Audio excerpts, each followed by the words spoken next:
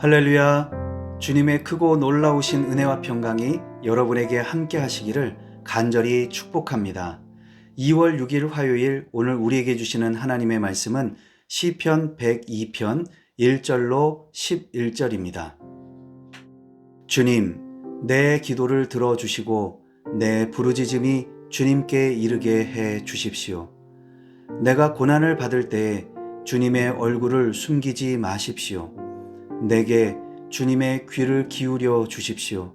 내가 부르짖을 때에 속히 응답하여 주십시오. 아, 내 날은 연기처럼 사라지고 내 뼈는 화로처럼 달아올랐습니다. 음식을 먹는 것조차 잊을 정도로 내 마음은 풀처럼 시들어서 말라 버렸습니다. 신음하다 지쳐서 나는 뼈와 살이 달라붙었습니다. 나는 광야의 올빼미와도 같고 폐허 더미에 사는 부엉이와도 같이 되었습니다. 내가 누워서 잠을 이루지 못하는 것이 마치 지붕 위에 외로운 새 한 마리와도 같습니다. 원수들이 종일 나를 모욕하고 나를 비웃는 자들이 내 이름을 불러 저주합니다. 나는 죄를 밥처럼 먹고 눈물 섞인 물을 마셨습니다. 주님께서 저주와 진노로 나를 들어서 던지시니 내 사는 날이 기울어지는 그림자 같으며 말라가는 풀과 같습니다. 아멘. 시편 102편은 환난 때의 기도라는 큰 제목과 함께 작은 제목으로 가련한 사람이 고난을 받을 때 자신의 고민을 주님께 토로하는 기도라고 되어 있습니다. 오늘은 1절부터 11절까지 전반부의 내용을 본문으로 읽었습니다. 이 시편을 읽으면 지금 시편 기자 개인이 얼마나 고통스러운지, 얼마나 참담한 상황인지를 느낄 수가 있습니다. 고통을 담아내는 표현 하나하나가 마치 살갗에 와서 스치고 비비는 것처럼 적나라하게 느껴집니다. 그렇다면 지금 이 사람은 왜 고난을 당하고 있을까요? 어떤 문제로 인해 이렇게 괴로워하는 것일까요? 안타깝게도 오늘 본문에 보면 그 이유가 자세하게 설명되지 않습니다. 8절에서 원수들의 모욕과 저주를 언급하고 있지만 그 정도 이유로 이토록 고통을 토로한다는 것이 충분하게 설명되지가 않습니다. 그러나 내일 보게 되는 12절부터 마지막 절을 읽어보면 지금 이 사람이 왜 이렇게 괴로워하는지를 알 수 있습니다. 13절 말씀, 주님, 일어나셔서 시온을 긍휼히 여겨 주십시오. 때가 왔습니다. 시온의 은혜를 베푸실 때가 왔습니다. 그가 이토록 고통스러워하는 이유는 놀랍게도 그 자신의 개인 문제가 아닙니다. 시온의 문제입니다.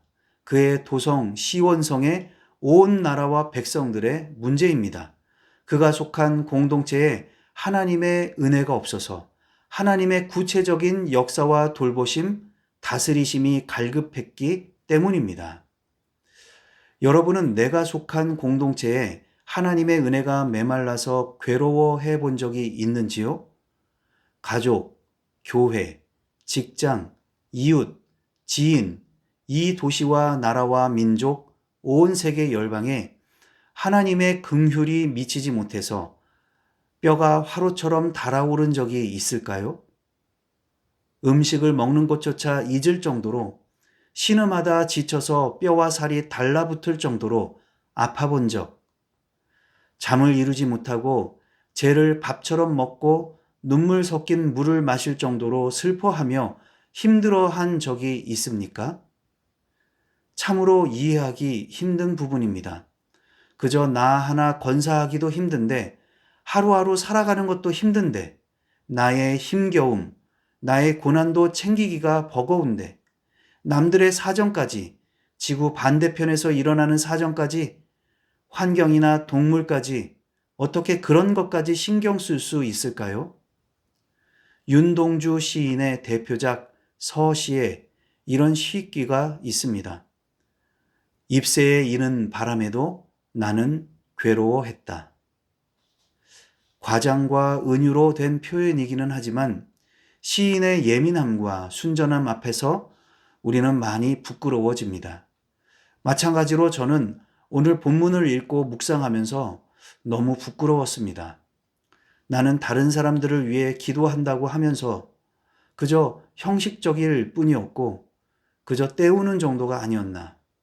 정말 나는 내 주변 사람들의 아픔과 고난에 조금이라도 아파하고 괴로워해 본 적이 있었나?